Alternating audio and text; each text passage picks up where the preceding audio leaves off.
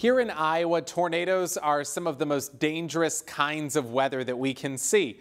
They're sometimes the most fascinating too, because we somehow have a tendency to go outside and want to look for them. It's important to know not just what to do in order to stay safe in the event of a tornado, but it's a good idea to know how a tornado forms, because it gives us an idea of when they will develop, especially in those spring and summer months. So let's talk about how tornadoes form. And it's really all about the thunderstorms and the energy that we have in our thunderstorms. We usually look for hail and wind with strong updrafts in the center of a thunderstorm, but in order for a tornado to form, we need strong surface winds and strong winds aloft, meaning in the upper levels of the atmosphere. Eventually, all of that strong wind will create a rotating column of air, but it's horizontal until the thunderstorm's updraft gets a hold of it, and then it starts getting up into the thunderstorm. It gets pulled up, and eventually that horizontal column of air becomes a vertical column of air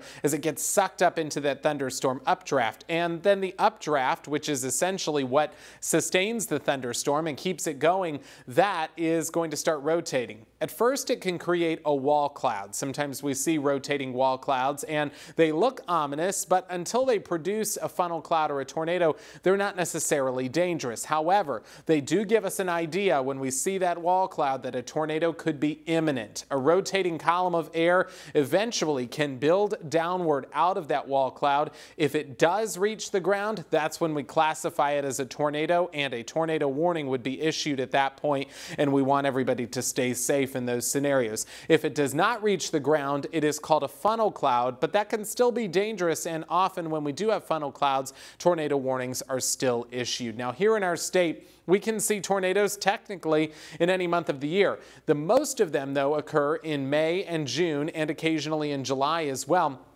In the winter months, our threat for tornadoes is much lower. So what do you do in the event of a tornado? Let's say a tornado warning is issued, or you hear the sirens. You want to go to the safe places in your home. So imagine this being your house. You have different rooms. What I have highlighted here in green, those are the good areas, and the red would be the not so great areas to be in the event of a tornado. You want to avoid windows, doors, and outside walls. Cover yourself with blankets or a mattress even for protection. And I know that that can sound a little bit extreme, but if a tornado is actually threatening your home, that would be a really great idea. So going into the bathroom, the hall, an interior closet, or even a stairwell is a really good idea.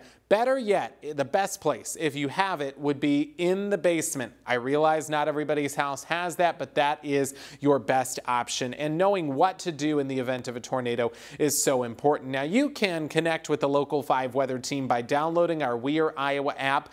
There you will find interactive radar, and in the event of tornadoes or any other kind of severe weather, live storm coverage would be there. You can also text us your weather photos. It's so important for you to know what to do in the event of a tornado. And again, if a tornado warning is issued, we want you to be safe. In Iowa, it seems like something that we know how to deal with, and we do, but in our state's history, we have had some bad tornadoes that have caused significant damage, including places like Parkersburg, Charles City, Elwine, and even Adair, Bondurant, Pella, and Marshalltown. You can always count on the Local 5 weather team to keep you safe and informed whenever severe weather strikes. For the Local 5 Weather Lab, I'm meteorologist Brandon Lawrence.